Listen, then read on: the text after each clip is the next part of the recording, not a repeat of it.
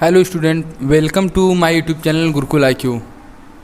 आज हम बात करेंगे फिजिक्स के पहले चैप्टर जो कि क्लास 10 का है। पहले चैप्टर का नाम है हमारा समतल पृष्ठों पर प्रकाश का परावर्तन। ये हमारा फिजिक्स का पहला चैप्टर है, reflection of light on plane surface. इस चैप्टर में जितने भी टॉपिक हैं हम आपको पढ़ाएंगे। आप वीडियो को स्किप ना करेंगे, उसको सही से देखेंगे। जहाँ भी प्रॉब्लम होती है, जहाँ भी कोई दिक्कत होती है, आप हमें कमेंट में बताएंगे, हम उसको ठीक करेंगे। चलिए हम बात कर लेते हैं समतल पृष्ठों पर प्रकाश के परावर्तन चैप्टर की, जिसमें पहला स्टेप ये पढ़ना है कि प्रकाश क्या होता है, प्रकाश से हमें कैसे सहायता मिलती है किसी चीज़ को देखने में, प्रकाश कैसे हमारी मदद करती है कोई भी काम, किसी भी वर्क को करने में। बात करेंगे हम प्रकाश की। जैसा कि आप लोग जानते होंगे, प्रकाश जो शब्द है इसका मतलब सभी को पता होगा, लाइट। हमारे अर्थ पे जितने भी प्रकाश के स्रोत हैं, वो चाहे कुछ भी हों, उनमें जो सबसे अच्छा प्रकाश का स्रोत होता है वो हमारा सन होता है। उससे हमें सबसे अच्छी लाइट मिलती है, बिकॉज़ वो जब दिन में निकलता है तो हम अपनी काम को आसानी से कर सकते हैं। उसका प्रकाश बहुत ज़्यादा होता है, वो हमारी हेल्प करता है किसी भी काम को करने में, और उसकी ऊर्जा का हम किसी भी फील्ड में बहुत जगह यूज़ भी करते हैं। प्रकाश के अंदर हमको पढ़ना है प्रकाश के स्रोत, प्रकाश के गुण, प्रकाशिक माध्यम, प्रकाश किरण। बात कर लेते हैं पहले प्रकाश की। प्रकाश का मतलब होता है, उसका डेफिनेशन आप सुनिए, लिखते रहिए, आप डेफिनेशन को अच्छे से लिख लीजिएगा। प्रकाश ऊर्जा का वह रूप है जिसकी सहायता से हमें वस्तुएं दिखाई देती हैं। जब प्रकाश वस्तु पर आपतित होता है, जब प्रकाश किसी वस्तु पर आपतित होता है तो वह परावर्तित होकर हमारी आँखों पर पहुंचता है। यदि कोई भी प्रकाश किसी वस्तु पे पड़ता है तो परावर्तित होकर हमारी आँखों पे पड़ता है, जिसके फलस्वरूप हमें वस्तुएं दिखाई देती हैं। लाइट हमारी इस तरीके से मदद करता है, जैसे वो किसी भी वस्तु पे, किसी भी चीज़ पे, किसी भी वस्तु पे यदि वो पड़ता है तो उस पे आपतित हुई किरणें जब परावर्तित होती हैं,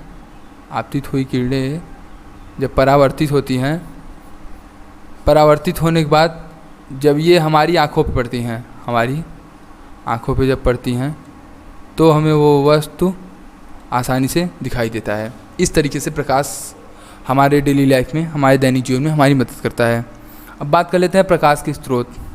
प्रकाश के स्रोत में जैसे बात कर लेते हैं, प्रकाश दो तरीके से उत्पन्न किया जा सकता है। एक तो नेचर ने जो दिया है, जो हमें प्रकृति के द्वारा मिला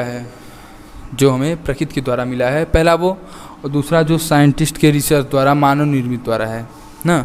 तो प्रकृति के द्वारा प्रकाश स्रोत जैसे हमारा सन हो गया, आपको अभी मैंने बताया, ये हमारा प्रकृति का स्रोत है। हमारे स्टार हो गए, ये स्टार जो भी हैं इनके पास ये प्राकृतिक स्रोत होते हैं। और हमारा जैसे खुद का हो गया, जो साइंटिस्ट के रिसर्च द्वारा जो हमने बनाया है। जैसे अब इसमें बात करते हैं कैंडल, मोमबत्ती की बात कर लेते हैं। मोमबत्ती जो है वो हमारे द्वारा ही बनाई गई है, इसीलिए वो प्रकाश उत्पन्न करती है, जिससे कि हमें प्रकाश मिलता है। और विद्युत बल्ब हो गया, विद्युत बल्ब से हमें प्रकाश मिलता है कैसे, वो हमारे द्वारा बनाया गया है, ठीक है। विद्युत बल्ब हमारे द्वारा बनाया गया है, जिससे हमें वो प्रकाश देता है, और हम उस प्रकाश का अपने डेली लाइफ में यूज़ करते हैं। वो हमारे दैनिक जीवन में बहुत ही सहायक है, जिससे हमें प्रकाश मिलता है। ये इलेक्ट्रिक से चलता है, और हमारा मोमबत्ती एक विशेष प्रकार के मटेरियल से बनाया जाता है, जिसके कारण ये पिघल कर जलने लगता है। इस तरीके से हमारे दैनिक जीवन में ये लोग हमारा हेल्प करते हैं। अब बात कर लेते हैं प्रकाश के स्रोत में। दो प्रकार के प्रकाश स्रोत होते हैं, एक दीप्त प्रकाश स्रोत, एक अदीप्त प्रकाश स्रोत। दीप्त प्रकाश स्रोत का मतलब यहाँ पे ये होता है जिसके पास खुद की प्रकाश हो, यानी जो खुद से प्रकाशित हो, वो हमारा दीप्त प्रकाशित स्रोत हो गया। ध्यान रखिएगा, जब हम बोलेंगे तो आप लोग लिख लीजिएगा। अभी हम प्रकाश के स्रोत को पढ़ा रहे हैं, प्रकाश को हमने क्लियर किया, प्रकाश के स्रोत को बता रहे हैं। प्रकाश के स्रोत में दो प्रकार के प्रकाश के स्रोत होते हैं, एक अदीप्त प्रकाश स्रोत, एक दीप्त प्रकाश स्रोत, एक अदीप्त प्रकाश स्रोत। अब दीप्त प्रकाश स्रोत में हमारा क्या है कि जिसके पास खुद का प्रकाश हो। अब आप बता सकते हैं कि खुद का प्रकाश किसके पास होता है। जैसे खुद का प्रकाश हमारा सन हो गया, खुद का प्रकाश हमारा स्टार हो गया, इसके पास हमारे खुद के प्रकाश होते हैं। अदीप्त प्रकाश स्रोत, दूसरा अदीप्त प्रकाश स्रोत, जो किसी के प्रकाश द्वारा प्रकाशित होकर हमें प्रकाश दे, वो हमारा हो गया अदीप्त प्रकाश स्रोत। अदीप्त प्रकाश स्रोत में बात कर लेते हैं। सबसे अच्छा एग्जाम्पल है, आपने मून को देखा होगा, रात में आपने आसमान में मून को देखा होगा। मून क्या है, रात को चमकता है। अब वो उसका काम क्या है कि वो सूरज के प्रकाश द्वारा प्रकाशित होता है, जिसके कारण वो हमें प्रकाश देता है। उस पर सूर्य की किरणें जब आपतित होती हैं तो उस पर से परावर्तित होने वाली किरणें अर्थ पे आती हैं, पृथ्वी पे आती हैं, जिससे हमें प्रकाश मिलता है। ये हमारा हो गया अदीप्त प्रकाश स्रोत। हमारा अब दूसरा टॉपिक है क्या, प्रकाश के गुण। अब प्रकाश के गुण, आप लोगों को कुछ आइडिया है कि प्रकाश के गुण में आप क्या कुछ बता सकते हैं हमें? यदि आपके पास हो कोई एग्जाम्पल तो हमें बताइए। प्रकाश के स्रोत में तो आपने क्लियर कर लिया प्रकाश के गुण की। चलिए कोई बात नहीं, हम आपको बताते हैं। पहले आप दीप्त प्रकाश स्रोत और दीप्त प्रकाश स्रोत का डेफिनेशन लिखिए, हेडिंग डाल लीजिएगा आप। दीप्त प्रकाश स्रोत वे प्रकाश स्रोत जो स्वयं प्रकाश उत्पन्न करते हैं दीप्त प्रकाश स्रोत कहलाते हैं। सूर्य, तारे, विद्युत बल्ब भी हमारा दीप्त प्रकाश स्रोत है, वो खुद से जलता है। इलेक्ट्रिक में जब हम लोग कनेक्ट करते हैं उसको जो विद्युत धारा मिलती है तो वो प्रकाश में कन्वर्ट करता है उसको, हमें वो लाइट देता है। दूसरा हमारा हो गया अदीप्त प्रकाश स्रोत, वे प्रकाश स्रोत जो स्वयं प्रकाश उत्पन्न नहीं करते। वे प्रकाश स्रोत जो स्वयं प्रकाश उत्पन्न नहीं करते बल्कि दीप्त स्रोतों के प्रकाश को परावर्तित कर प्रकाश देते हैं। दीप्त प्रकाश स्रोतों के परावर्तित कर प्रकाश देते हैं, अदीप्त प्रकाश स्रोत कहलाते हैं। उदाहरण के लिए हमने आपको बताया चंद्रमा, चांद हमारा सबसे अच्छा एग्जाम्पल है इसका। अब हमारा टॉपिक है प्रकाश के गुण। प्रकाश के गुण में आप लोग पहले लिखिए प्रकाश के गुण, फिर उसके बाद हम आपको बताते हैं प्रकाश के गुण।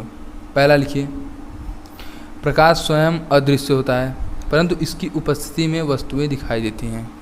अब देखिए हमारा पहला क्या है, प्रकाश स्वयं अदीप्त होता है परंतु इसकी उपस्थिति में वस्तुएं दिखाई देती हैं। प्रकाश स्वयं अदीप्त होता है। जब प्रकाश किसी वस्तु पर आपतित होकर परावर्तित होता है तो हमारी आँखों पर जब वो पड़ता है हमारी आँखों पे तो हमें वो वस्तु आसानी से दिखाई देती है।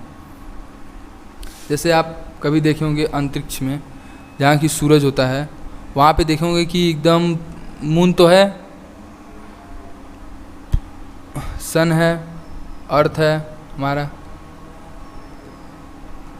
हमारी अर्थ है, ये सब सर्कल बने हुए हैं, सर्कल सब बने रहते हैं।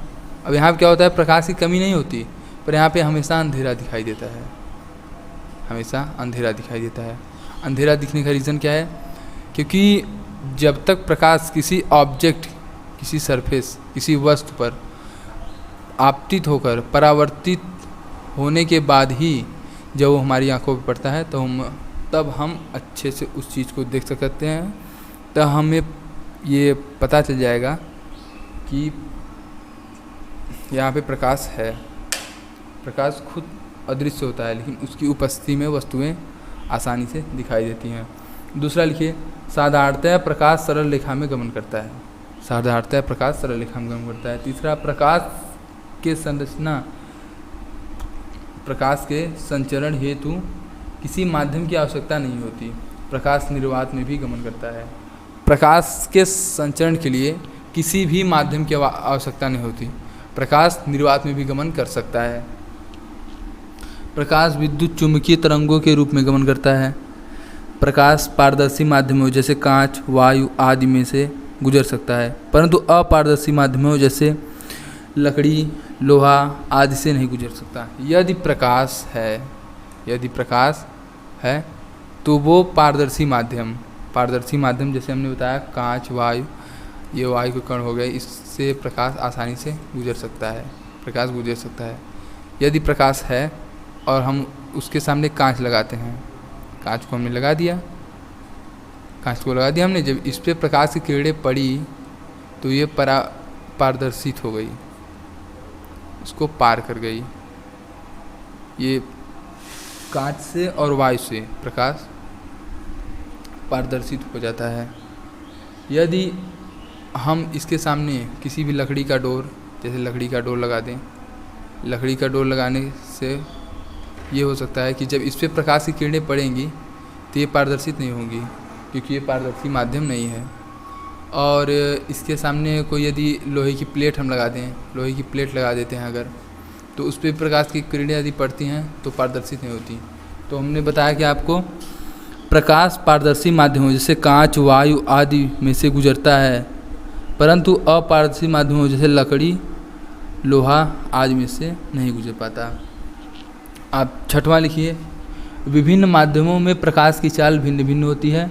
निर्वात में प्रकाश की चाल 3 × 10⁸ मीटर प्रति सेकेंड होती है। देखिए, विभिन्न माध्यमों में प्रकाश की चाल अलग अलग होती है, लेकिन जो निर्वात है, वायु में प्रकाश की चाल 3 × 10⁸ मीटर पर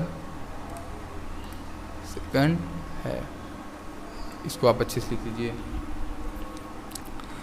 और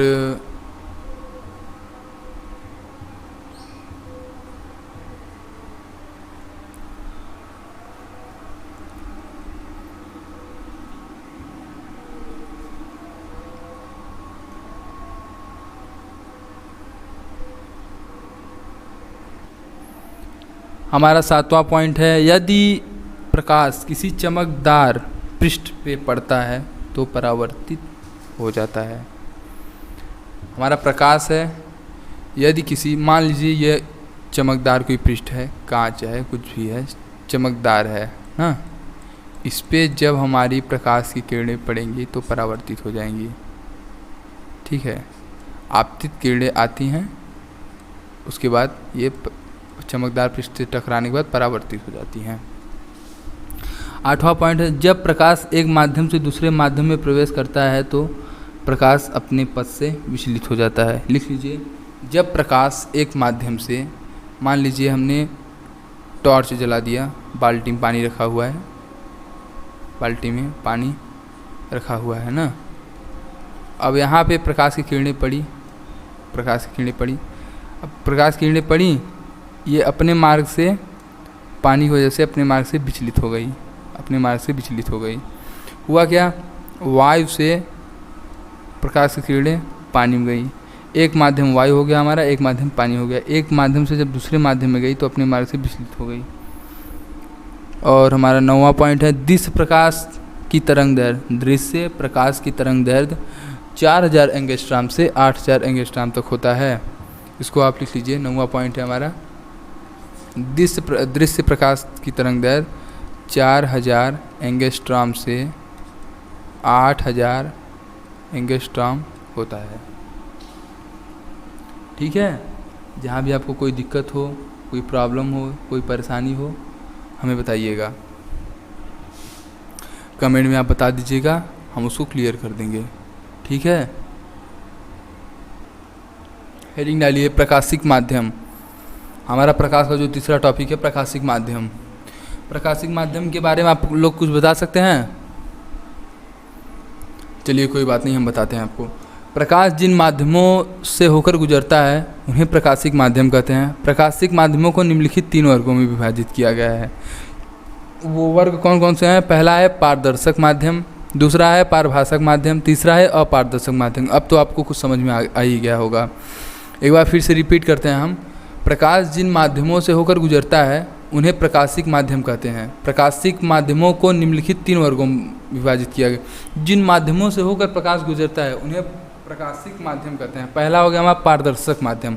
लिखिए पहला हेडिंग, पारदर्शक माध्यम में जिन माध्यमों से होकर प्रकाश का अधिकांश भाग गुजर जाता है उन्हें पारदर्शक माध्यम कहते हैं। उदाहरण वायु, कांच। इन माध्यमों से होकर प्रकाश के अधिकांश भाग गुजर जाते हैं। पारभासक माध्यम, जिन माध्यमों से प्रकाश का केवल आंशिक भाग ही गुजर पाता है उन्हें पारभासक माध्यम कहते हैं। उदाहरण जैसे दूषित जल, कोई भी गंदा पानी हो, तालाब का पानी, गंदा पानी हो, उसमें प्रकाश पूरी तरह पारदर्शित नहीं हो पाता। घिसा हुआ कांच, घिसे हुए कांच से भी प्रकाश पूरी तरह पारदर्शी नहीं हो पाता। और तेलीय कागज़, आपने देखा होगा जब किसी पेपर पे, कोई भी पेपर हो गया, किसी भी पेपर पे यदि आप लोग, जैसे ये हमारा पेज हो गया, यदि पेज है और इस पर आप थोड़ा सा ऑयल लगा दें, ऑयल लगाने के बाद थोड़ा सा ऑयल लगा दें, तब जब इस पर प्रकाश पड़ेगा तो ये थोड़ा सा, ज़्यादा नहीं, थोड़ी थोड़ी किरणें निकलेगी बाहर, ठीक है। इसको कहते हैं पारभासक माध्यम। ये पारभासक माध्यम का एग्जाम्पल है। और हमारा हो गया अपारदर्शक माध्यम। अपारदर्शक माध्यम में हमने भी आपको पढ़ाया है कि जिन माध्यमों से प्रकाश का कोई भी भाग नहीं गुजर पाता, जिन माध्यमों से प्रकाश का कोई भी भाग नहीं गुजर पाता उन्हें अपारदर्शक माध्यम कहते हैं। अब जैसे हो गया हमारा लकड़ी और लोहा। जैसे हमने एक लकड़ी का डोर ले लिया, आपके घर का डोर हो लकड़ी का, या किसी भी घर का डोर हो, जैसे ये लकड़ी का डोर ले लिया, आपने ले लिया। अब इस पे जब प्रकाश की किरणें पड़ेंगी, इस पे जब प्रकाश की किरणें पड़ेंगी तो ये पारदर्शित नहीं होंगी, क्योंकि ये अपारदर्शक है, इसमें से प्रकाश नहीं जा सकती। किसी भी लोहे की प्लेट ले लीजिए, मान लीजिए लोहे का प्लेट है, इस पे जब प्रकाश की किरणें पड़ने के बाद ये पारदर्शित नहीं हो पाती। क्यों नहीं पारदर्शित हो पाती? क्योंकि ये अपारदर्शक है, इसीलिए। अब प्रकाश का चौथा टॉपिक देखिए, प्रकाश किरण, लाइट रेज। बिना प्रकाश किरण के प्रकाश संभव नहीं होता, आपको पता होगा। सुन लीजिए प्रकाश किरण क्या होता है। जब प्रकाश किसी पारदर्शी माध्यम से सरल रेखा में गमन करता है, जब प्रकाश किसी पारदर्शी माध्यम से सरल रेखा में गमन करता है, तब प्रकाश के पथ को प्रकाश किरण कहते हैं।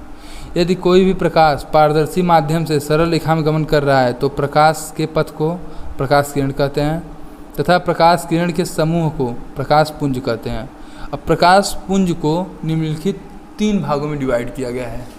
आपको बताते हैं ये प्रकाश के पुंज जो 3 भागों में डिवाइड हुए हैं। पहला हमारा हो गया, आपने लिखा प्रकाश किरण, लिख लीजिएगा जो हमने बोला अभी।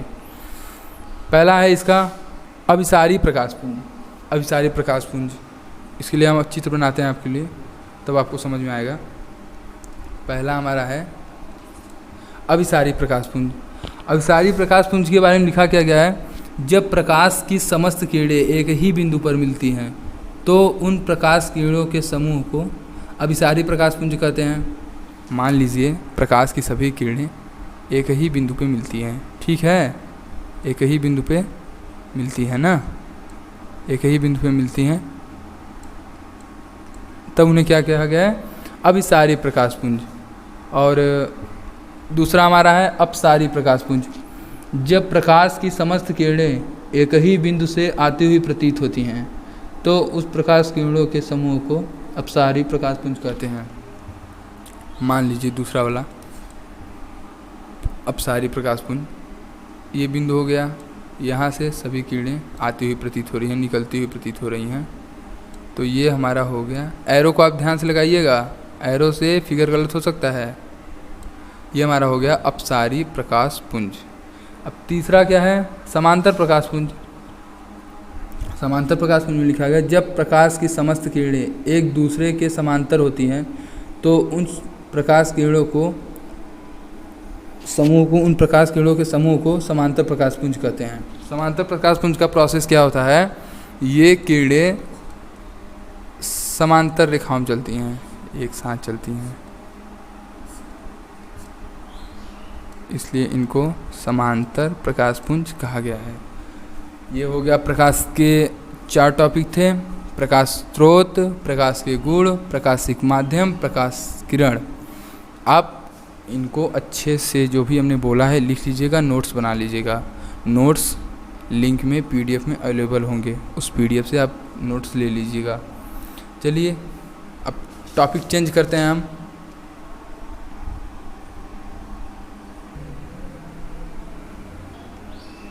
चलिए टॉपिक को हमने चेंज किया। अब यहाँ पे हेडिंग डालते हैं हम, प्रकाश का परावर्तन। हेडिंग हमने डाला प्रकाश का परावर्तन। अभी हमने डिजिटल टैबलेट लिया है तो थोड़ी सी प्रॉब्लम हो रही है राइटिंग में, कोई बात नहीं, हम आपको बता दे रहे हैं। ये प्रकाश का परावर्तन लिखा हुआ है। चलिए प्रकाश के परावर्तन के बारे में आप लोग कुछ बता सकते हैं? जो भी आपको पता हो मन में सोचिए, हम तो हैं नहीं वहाँ पे पूछने के लिए। सोचिए, सोचने से आएगा बहुत अच्छे से, कोई दिक्कत होगी नहीं आपको। जितना आप अच्छे सोचेंगे उतना आपको अच्छे समझ में आएगा। फिगर बना के समझाते हैं आपको, पहले बता देते हैं। नहीं, पहले फिगर बना देते हैं फिर उसके बाद बताएंगे, ठीक है। फाइनली हमारा फिगर बन गया है। अब इस फिगर में हम आपको बताते हैं प्रकाश का परावर्तन। अच्छे से देखिएगा। जैसे कोई भी आपतित किरण हो गई, पहले हमको लेना क्या है, एक चिकनी सतह लेना है। चिकनी सतह पे प्रकाश का परावर्तन होता है। कोई भी आपतित किरण यदि चिकनी सतह पे पड़ती है तो वहाँ से वो परावर्तित होगी। ये हमारी हो गई आपतित किरण, ये हमारी हो गई परावर्तित किरण। यदि कोई चिकनी सतह पे पड़ती है आपतित किरण तो वहाँ से परावर्तित होगी। इसके बीच अविलंब होगा। इन दोनों के कोण का मान एक बराबर होगा। ये कोण जितना होगा उतना ये भी कोण होगा। आपतन कोण को I से प्रदर्शित करते हैं, परावर्तन कोण को R से प्रदर्शित करते हैं। इस पूरे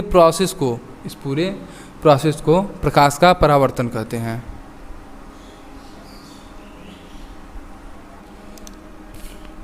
फाइनली आपको प्रकाश का परावर्तन समझ में आ गया होगा। आप लिख लीजिए प्रकाश के परावर्तन के बारे में कुछ। जब प्रकाश किसी चिकनी व पालिशदार सतह पर आपतित होती है तो उसका अधिकांश भाग सतह से टकराकर उसी माध्यम में लौट जाता है। प्रकाश के किसी चिकनी व पालिशदार सतह से टकराकर वापस उसी माध्यम में लौटने की घटना प्रकाश का परावर्तन कहलाती है। प्रकाश के परावर्तन में प्रकाश की चाल नियत रहती है। ये हो गया प्रकाश का डेफिनेशन, आप लोग लिख लीजिए। अब प्रकाश के परावर्तन संबंधित कुछ इम्पॉर्टेंट नॉलेज है, उसको भी लिख लीजिए। पहला है परावर्तन पृष्ठ। प्रकाश जिस पृष्ठ से टकराकर परावर्तित होता है वह प्रकाश का पृष्ठ कहलाता है। यहाँ पे प्रकाश का पृष्ठ m है। और दूसरा आपतित किरण, वह प्रकाश किरण जो समतल पृष्ठ पर आकर टकराती है, आपतित किरण AB कहलाती है। यहाँ पे आपतित किरण AB है। परावर्तित किरण, वह प्रकाश किरण जो समतल पृष्ठ से टकराकर उसी माध्यम में लौट जाती है, परावर्तित किरण कहलाती है। यहाँ पे परावर्तित किरण BC है। आपतन बिंदु, आपतित किरण परावर्तक पृष्ठ के जिस बिंदु पर आकर टकराती है वह बिंदु आपतित बिंदु कहलाती है। यहाँ पे आपतित बिंदु B है। अभिलंब, आपतन बिंदु से पृष्ठ के लंबवत खींची गई रेखा अभिलंब कहलाती है। यहाँ पे अभिलंब BN है। और आपतन कोण, आपतित किरण तथा अभिलंब के मध्य बना कोण आपतन कोण कहलाता है। इसे I से प्रदर्शित करते हैं। परावर्तन कोण, परावर्तित किरण तथा अभिलंब के माध्यम बना परावर्तित किरण तथा विलंब के मध्य बना कोण परावर्तन कोण कहलाता है। इसे R से प्रदर्शित करते हैं। ठीक है। और हमारा आता है टॉपिक परावर्तन के प्रकार। आपने प्रकाश का परावर्तन देखा, उससे में जो भी इम्पोर्टेंट नॉलेज थे आपने उसको भी देखा। फिर आपको पढ़ना है प्रकाश का परावर्तन। आपको प्रकाश परावर्तन के प्रकार पढ़ना है ना। हाँ, परावर्तन के प्रकार पढ़ना है आपको।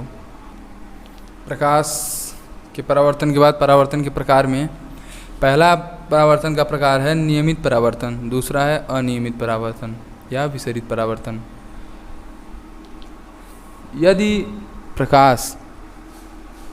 जब प्रकाश का परावर्तन पालिश युक्त किसी चिकने सरफेस से होता है तो वो नियमित तरीके से उसी माध्यम में लौट जाता है।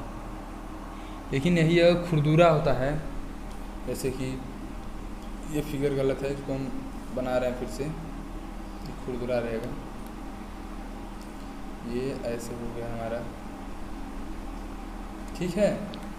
तो इससे प्रकाश विचलित, यहाँ पे आपतित किरण आई, आपतित किरण आया और फिर उसी माध्यम में परावर्तित हो गया, पर यहाँ पे आपतित किरण आया उस माध्यम में वापस न होकर इधर उधर कहीं भी जा सकता है। ये हमारा हो गया नियमित परावर्तन और अनियमित परावर्तन। परावर्तन के प्रकार, नियमित परावर्तन के बारे में आप कुछ लिख लीजिए। जब प्रकाश का परावर्तन किसी पालिश युक्त चिकने पृष्ठ से होता है तो प्रकाश किरणें परावर्तन के पश्चात एक दूसरे के समांतर होती हैं। इस प्रकार परावर्तन को नियमित परावर्तन कहते हैं। दूसरा हमारा है अनियमित या विसरित परावर्तन। जब प्रकाश का परावर्तन किसी खुरदुरे पृष्ठ से होता है तो प्रकाश किरणें परावर्तन के पश्चात विभिन्न दिशाओं में फैल जाती हैं। इस प्रकार के परावर्तन को अनियमित परावर्तन कहते हैं। अब हमारा अगला टॉपिक है परावर्तन के नियम। लिखिए परावर्तन के नियम, हेडिंग डालिए। पहला लिखिए, प्रथम नियम, आपतित किरण, परावर्तित किरण तथा आपतन बिंदु पर डाला गया लंब तीनों एक ही पृष्ठ पे होते हैं। आपतित किरण, परावर्तित किरण तथा आपतन बिंदु पर डाला गया लंब तीनों एक ही पृष्ठ पर होते हैं, समतलीय होते हैं, कोष्ठक नीचे समतलीय होते हैं। दूसरा लिखिए द्वितीय नियम, आपतन कोण आई सदैव परावर्तन कोण आर के बराबर होता है। अर्थात आप इसको अच्छे से देख लीजिए। परावर्तन के नियम में दूसरा नियम जो है हमारा, दूसरा नियम, आपतन कोण आई, ये हमारा बीच में हो गया, आपतन कोण आई परावर्तन कोण आर के बराबर होता है। यदि इधर 45 है, इधर भी 45 होगा, ठीक है। अच्छा इसको देख लीजिएगा। आपतित किरण और अभिलंब के मध्य जो कोण होगा वो आपतन कोण होगा, और परावर्तित किरण और अभिलंब के मध्य जो कोण होगा वो परावर्तन कोण होगा। ये आई, ये आर, ये अगर 45 है तो ये भी 45 होगा, ठीक है।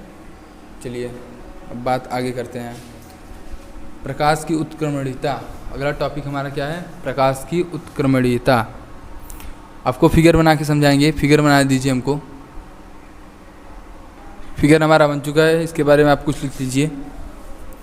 प्रकाश का उत्क्रमणीयता लिखिए, प्रकाश के परावर्तन की घटना में यदि परावर्तित किरण को आपतित किरण मान लिया जाए तो आपतित किरण परावर्तित किरण की भांति व्यवहार करता है। आपतित किरण परावर्तित किरण की भांति व्यवहार करता है। अतः हम कह सकते हैं कि प्रकाश में अपने गमन पथ को उत्क्रमणित करने का गुण निहित होता है। प्रकाश के इस गुण को प्रकाश का परावर्तन कहते हैं। जैसे मान लीजिए इधर से प्रकाश आ रही है, ठीक है, आपतित हो रहा है, यहाँ से परावर्तित हो रहा है। इस प्रोसेस को यदि हम उत्क्रमणीयता के हिसाब से ऐसे कर दें, और अब यहाँ प्रकाश जाएगी, यहाँ प्रकाश आएगी, तो इसमें प्रोसेस क्या होता है कि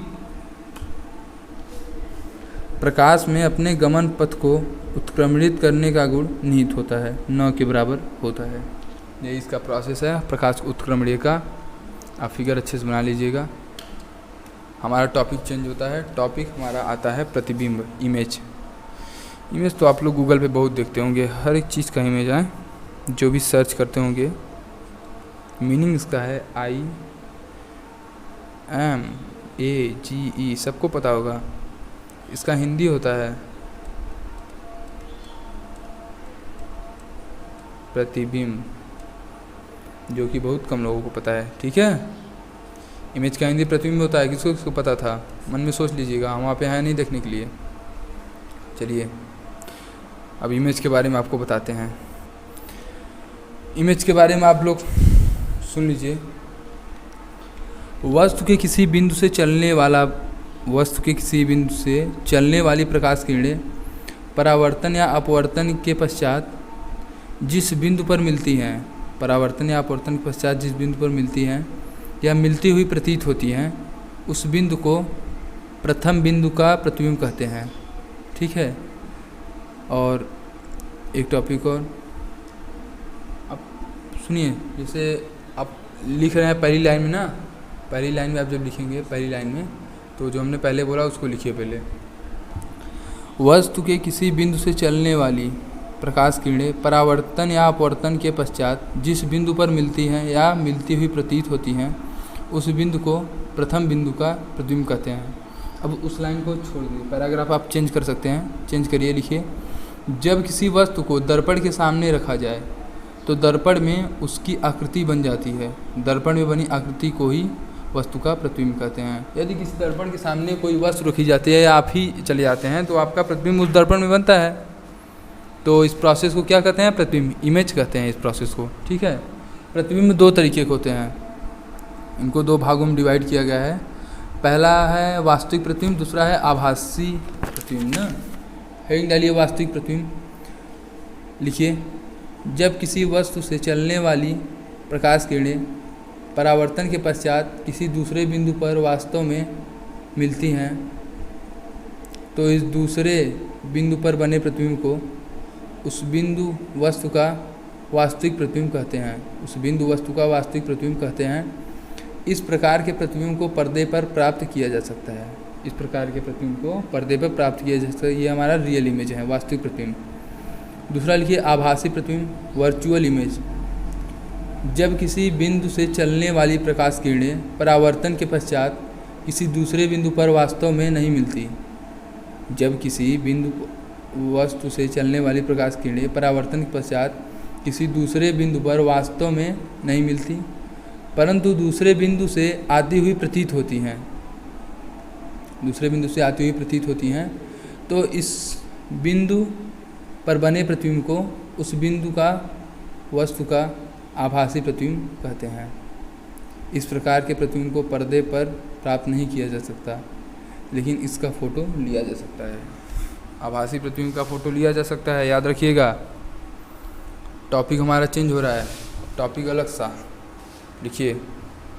दर्पण, दर्पण का हिंदी किसको पता है? इंग्लिश। दर्पण का इंग्लिश किसको पता है? हम तो वहाँ है नहीं, अपने दिमाग में सोचिएगा जिसको पता है। MIRROR,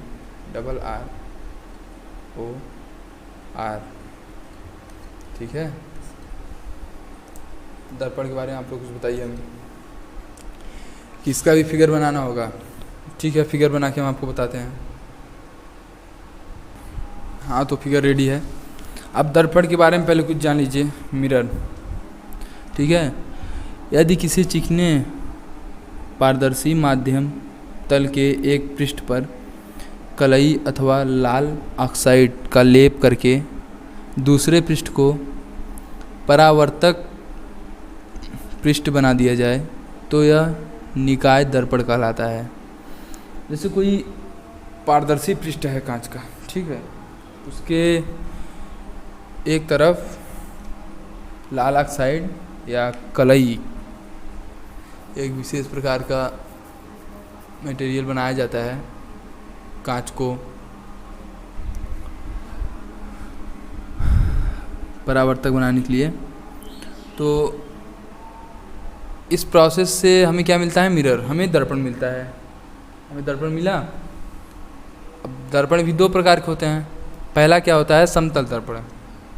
पहला हमारा होता है समतल दर्पण होता है, दूसरा हमारा होता है गोली दर्पण। समतल दर्पण के बारे में आप देख लीजिए। ये जो हमारा है ये सरफेस, ये सरफेस हमारा है परावर्तक पृष्ठ, इसी को बोलते हैं, जिसमें हम अपना चेहरा देखते हैं, फेस देखते हैं। ये परावर्तक, ये एक विशेष प्रकार की कलई दी गई है, या लाल ऑक्साइड बोल सकते हैं इसको, लाल ऑक्साइड बोलते हैं, या विशेष प्रकार की कलई दी गई है। कुछ लिख लीजिए इसके बारे में, समतल दर्पण के बारे में। ऐसे दर्पण जिनका परावर्तक पृष्ठ समतल होता है समतल दर्पण कहलाते हैं। ऐसे दर्पण जिनका परावर्तक पृष्ठ समतल होता है समतल दर्पण कहलाते हैं। और कुछ और भी जान लीजिए इसके बारे में। समतल दर्पण द्वारा बना प्रतिबिंब सदैव आभासी तथा सीधा होता है। समतल दर्पण द्वारा बने प्रतिबिंब का आकार वस्तु के आकार के बराबर होता है। और तीसरा इम्पॉर्टेंट है, आप इसको जानिएगा हमेशा, यह ऊंचाई कि किसी मनुष्य को अपना पूर्ण प्रतिबिंब देखने के लिए समतल दर्पण की आवश्यकता न्यूनतम ऊंचाई h/2 होती है। यदि कोई आदमी, आपने देखा होगा, यदि कोई आदमी यदि कोई आदमी 6 फीट का है, ठीक है, 6 फीट का है भाई, अब उसको यदि किसी दर्पण में उसको अपने पूरी बॉडी को 6 फीट बॉडी को देखना है, तो इसको क्या होगा, 3 फीट का एक दर्पण लेना होगा, जिसमें कि उसके पूरे 6 फीट को आसानी से देखा जा सकता है। ठीक है, इसको आप जानिएगा। और हमारा चौथा क्या है, प्रतिबिंब दर्पण के उतनी ही दूरी पीछे बनता है जितनी कि वस्तु दर्पण के आगे होता है। प्रतिबिंब दर्पण के उतना ही पीछे बनेगा जितना कि वस्तु दर्पण के आगे होगा। जितना आप आगे होंगे आपका प्रतिबिंब उतना ही दर्पण के पीछे बनेगा। पांचवा है, वस्तु तथा प्रतिबिंब को मिलाने वाली रेखा समतल दर्पण पर लंब होती है। किसी वस्तु तथा प्रतिबिंब को मिलाने वाली रेखा समतल दर्पण पर लंब होती है। आप इसको अच्छे से लीजिएगा, याद रखे रहिएगा भाई। एग्ज़ाम की तैयारी अच्छे से कीजिए, एग्ज़ाम प्रमोट हो या फिर कुछ भी हो, यदि आपके पास नॉलेज अच्छा है उससे मतलब नहीं एग्ज़ाम प्रमोट हो रहा है क्या हो रहा है। अगर आपके पास अच्छा नॉलेज है तो आप अच्छे से पढ़ सकते हैं, सब कुछ अच्छे से हो सकता है। ठीक है, कोई प्रॉब्लम आपको होगी नहीं। चलिए अब बात कर लेते हैं गोली दर्पण की। ये जो हमारे पैड है इसका बैटरी अब हो रहा है डिस्चार्ज, लगाना पड़ेगा चार्ज इसको।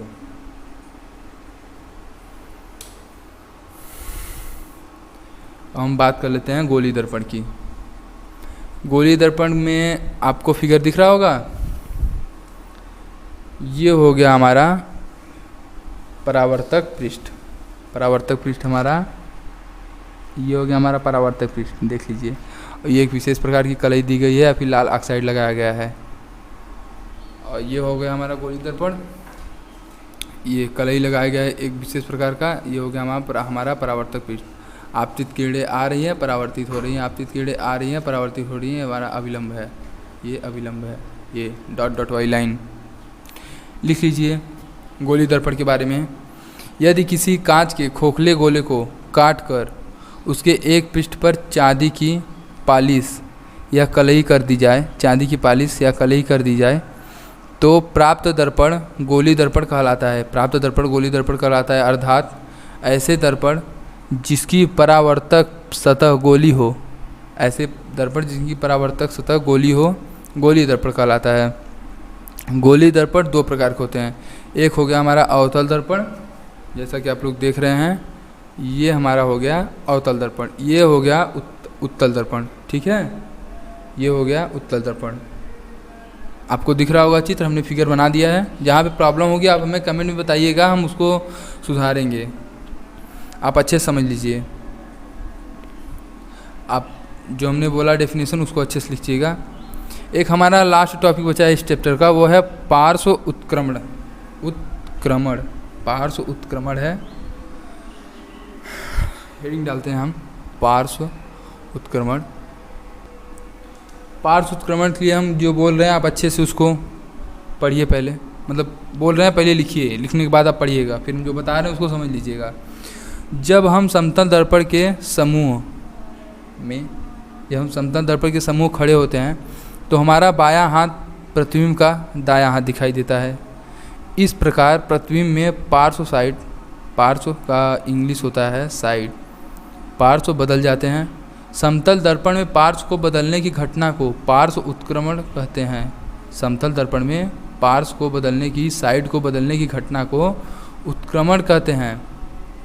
पार्श्व उत्क्रमण के कारण ही जब हम किसी कागज़ पर छपे हुए अक्षर, पार्श्व उत्क्रमण के कारण ही जब हम किसी कागज़ पर छपे अक्षर को दर्पण के सामने रखकर पढ़ते हैं, दर्पण के सामने रखकर पढ़ते हैं तो अक्षर उल्टे दिखाई देते हैं, तो अक्षर उल्टे दिखाई देते हैं। ये हमारा प्रोसेस है पार्श्व उत्कीर्णन का। जैसे आपने देखा होगा, मान लीजिए आपने कोई टी शर्ट पहनी हुई है अच्छी सी, एग्ज़ाम्पल हम आपको बता रहे हैं, ये हो गए आप, इससे भी अच्छे हो सकते हैं आप, इससे अच्छे बहुत लोग हो सकते हैं, इससे अच्छा, इससे ख़राब तो कोई होगा नहीं। ये हो गए आपके बाल अच्छे से, ठीक है भाई, ट्रेंडिंग ज़माना चल रहा है तो बाल भी अच्छे से होने चाहिए ना। अब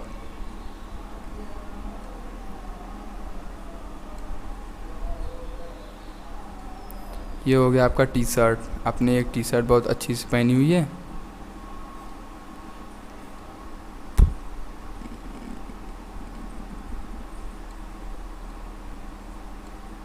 आपने टी शर्ट बहुत अच्छी से पहनी हुई है, ध्यान दीजिएगा हमारी बातों पे। ये हो गया आपका, ये जेब जो है, यहाँ पे एक जेब लगा हुआ है, उस पर एक इंडियन फ्लैग है, ठीक है। ये जेब लेफ़्ट साइड होता है, आपको पता है ना, ये पॉकेट लेफ़्ट साइड होता है। लेकिन जब आपने किसी दर्पण में इसको देखा, किसी कांच में अपने आप को देखा, तो हुआ क्या, ये पॉकेट जो लेफ़्ट साइड था ना, ये हो गया हमारा राइट साइड, ये हो गया हमारा लेफ़्ट साइड, ये हो गया दायां अंग, ये हो गया बायां अंग। तो ये लेफ़्ट साइड से हमें कहाँ दिखता है, राइट साइड में आपकी जेब दिखती है। इसी प्रोसेस को पार्श्व उत्क्रमण कहते हैं, ठीक है। बहुत से ऐसे अक्षर होते हैं जो कि हम जब कांच के सामने उसको लेकर जाते हैं तो उल्टे दिखते हैं। यही प्रोसेस होता है पार्श्व उत्क्रमण का, इसको आप अच्छे से याद रखिएगा। चलिए अब कुछ हम आपको इम्पॉर्टेंट लेटर बता रहे हैं जो कि जिन पे पार्श्व उत्क्रमण का कोई इफेक्ट नहीं पड़ता। जैसे हमारा ए हो गया, भी हो गया, डब्ल्यू हो गया, एक्स हो गया, एच हो गया, आई हो गया, ओ हो गया, टी हो गया, यू हो गया और एम के बाद आता है लास्ट हमारा वाई।